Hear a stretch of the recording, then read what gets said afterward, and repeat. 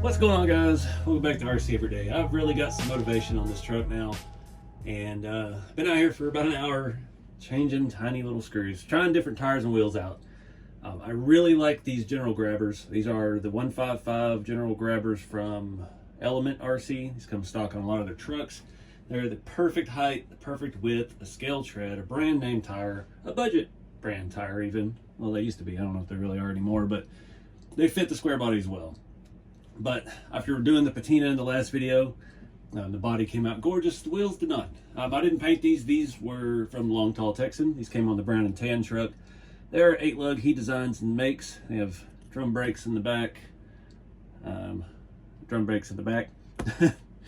Disc brakes to the front. But they didn't take the patina very well. These were kind of a semi-gloss finish, and I just hit it with it to see. But these are on those general grabbers, but these are non-beadlock. These are glued, so we can't recycle those tires. Luckily, I've had a lot of those sets of tires floating around.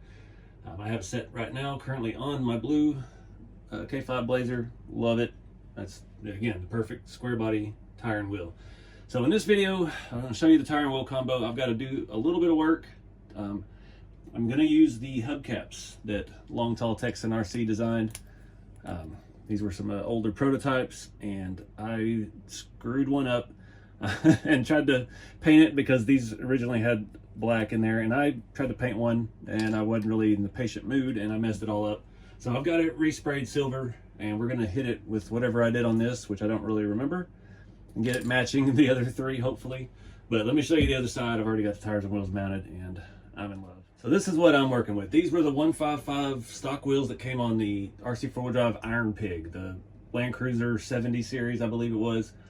They had that Lexan body. They had wheel wideners. It was just a mess. But that truck, that kit, bless his heart, is still loaning us parts to this day.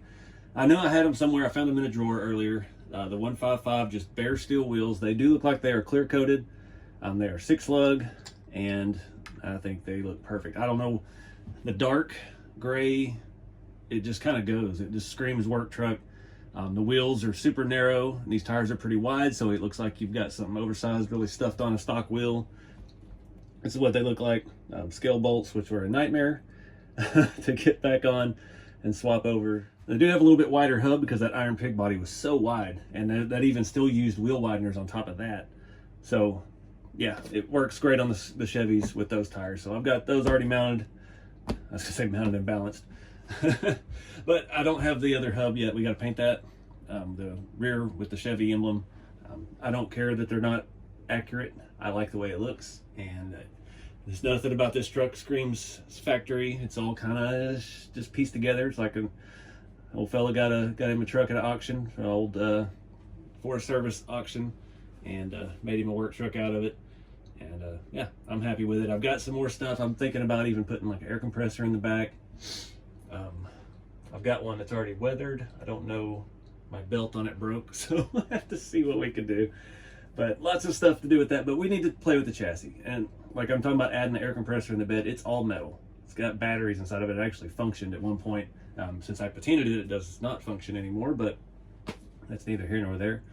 I don't know if it'll fit, but we need to look at the suspension again. Now that this is sitting around, it's squatting more, and I've got to change some stuff with the servo up front because we are hitting the servo horn. We still get plenty of side travel, but I think we need to add a leaf all the way around, give it just a little more stiffness. And I mean, not even driving it yet, we'll know in a week or so with it just sitting around if it's settled, and it's going to be a good height for us. So that's our plan today. I've got to let that hubcap dry further. I'm going to go ahead and throw these other two tires and wheels on the other side, and I guess I'm going to pull the body off and start looking at leaf springs, get that out of the way. I think we are going to go ahead and install the new receiver for my FlySky Noble Pro. Just a 4-channel basic. I hate lights. I don't know what I'm building this truck for. I'm just building it as we go and following, seeing where it goes. Doing it for me. I guess I'm in my Ricky Bobby phase. I got the Cougar on the hood. So anyways, let's get to work. So the good part with this leaf under axle kit makes changing leaf springs out really good if all of our screws are on top. I'm going to throw this size in up front. I just already put one on that side. Hopefully this doesn't stiffen it up too much. The back already has 3. I may just double these up I've got a set of the longer ones. Really, let's just try all the small ones at first, see how it sits. That's the main thing right now. I'm just trying to get a little bit more ride height, and then we'll see how it jives over time. Where's my other screwdriver? Make sure that one got tight. So the only problem with these scale bolts is they strip out fairly easy.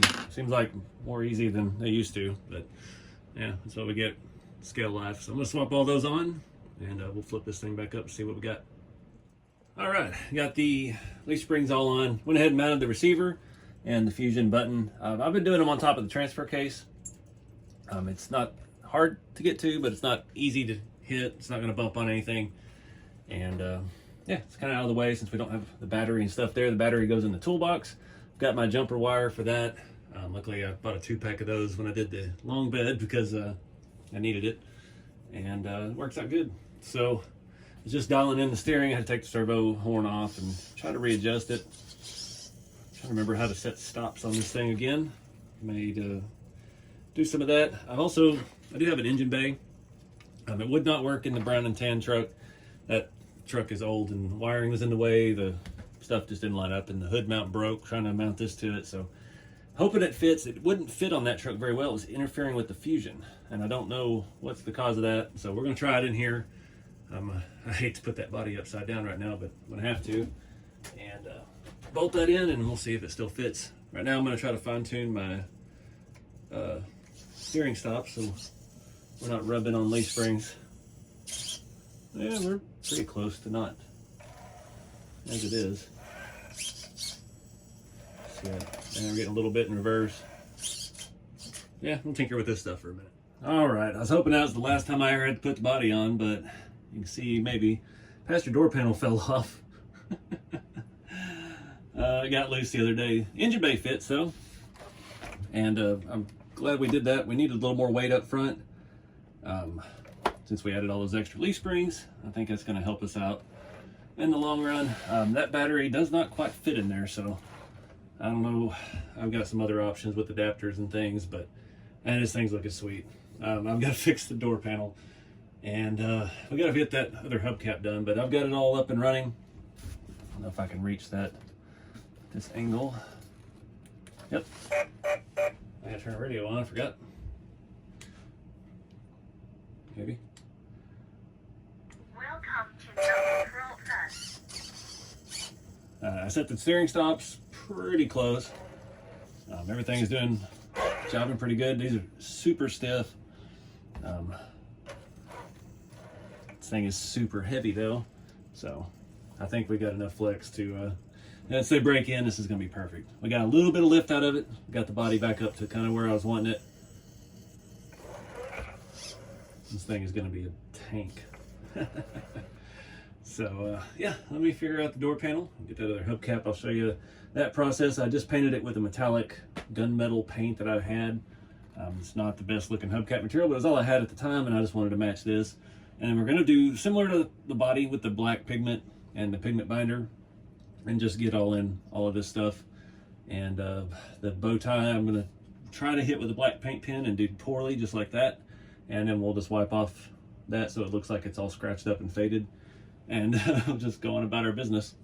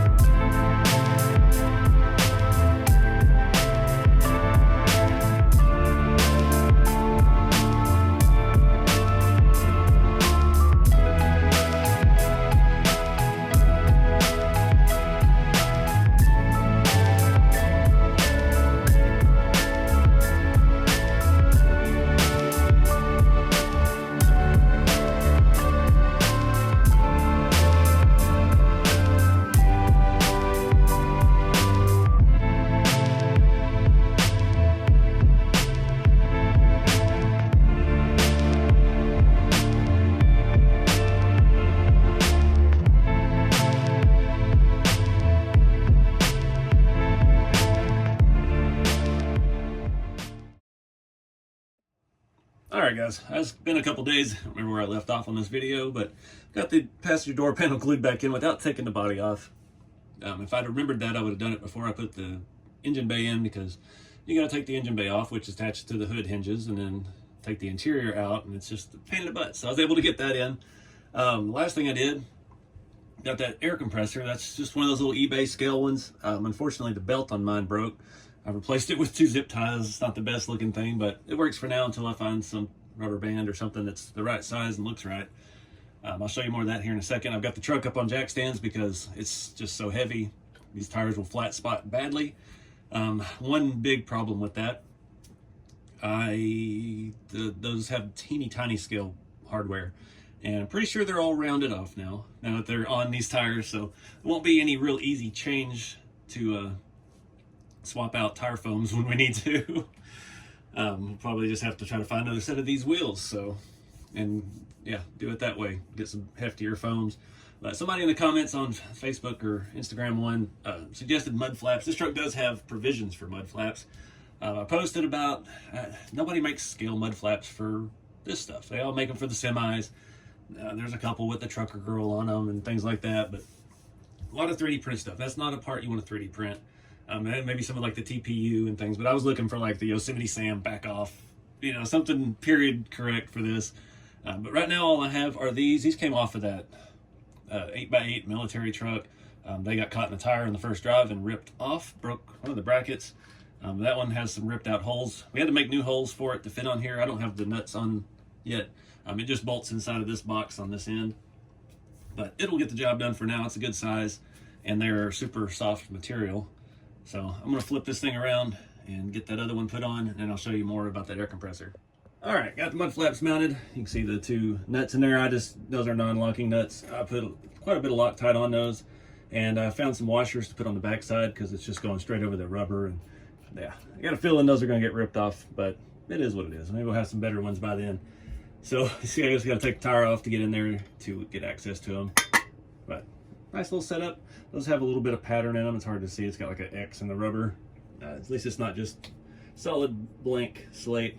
So let me get the tire back on, show you the air compressor. So again, that little air compressor, it's all metal. It's actually heavy. That's gonna be the issue with this truck. So we added leaf springs all the way around. The rear is still very soft, very saggy, I guess. The front's feeling pretty good. So I think it's going to perform good. It's just going to be one of those that can't ever leave sitting around without really flattening out the tires until we do something about the tire foams. But we took the little wheels off of that. I was just went in some Phillips head screws. That metal is so soft, I was able to thread in some 2.5 mil M stuff, metric stuff, and get that air compressor mounted with some old rusty pieces of metal that I had already bent into that shape. I drilled some holes in it. And like I mentioned, I had to make a new belt with some zip ties. The only thing I had the right size. I did have this does spin. The batteries are inside of it. I couldn't get the lid off without prying on it, so I didn't want to mess up my patina, and I just left them in there. It won't work, but it could. We could fix it one day. That air hose is just a piece of battery cable, RC battery cable, and I used I don't even know what kind of crimp fitting on there that came with one of my wiring kits, and just crimp something metal on the end so it looks like it has a quick connect. Yeah, that's going to be my biggest issue with this truck, is the weight. I would love to load this back of this truck down with all kinds of stuff. Oh, I got some of these scale cones from everywhere. We've got a whole bunch of these, actually. They always, when you order from Asia Tees, they let you pick a free gift, and it seems like that's the only thing on the free gift list that I really like is cones. So they're very nice scale cone, but we can throw some of those back there. They're not super heavy. But yeah, I'd like to throw a lot of stuff in there. I'd like to mount a welder up here, and you know, maybe get some of our welding tanks or gas tanks and mount to the side and something like that. But weight's going to be the issue, and I've already had it suggested. I'm not gonna do all this again and go buy the aluminum version of this that's out now. It is only about 30 bucks more than this one. It's almost 300 bucks. It is what it is. We'll just keep adding leaf springs as this thing breaks in, and yeah, they'll keep getting soft. That's how leaf springs work. So I do have other plans. I haven't figured out yet. I want to put some license plates on it. Obviously, I'm gonna have to get some made. I've got to find some more receiver hitches. We can throw one on there, maybe a vise. I mean, it has a hole here on the bumper. It has holes here like they would make a vise to mount, like a bench vise, where you could work on the back of the truck, stuff like that. Never been able to find any of those kind of accessories yet. I don't know if or when they will be made, but we could do so much. I've got tons of these little scale parts bins. I mean, we could fill that with some stuff, put in the bed pockets, and just, yeah, we could go crazy with this thing. We just gotta keep it in mind. It's got to be able to perform, and yeah, we had more leaf springs before we know it. I did drive it around in the shop earlier yesterday, and it did drive really good. I've got the steering and everything dialed in. Like I said, the only thing that's going to be the failure point is going to be the tire foams due to the weight, and other than ripping off mud flaps, probably catching on the tire. But yeah, this one is getting close. Again, I'm not sure what else we're going to do, but I think that's going to wrap it up for this video. I've got to order some license plates, figure out what I want them to say, and go from there. So anyways, guys, I appreciate y'all watching, and keep it scale. Get out there and have some fun with the hobby, and I'll see y'all in the next one.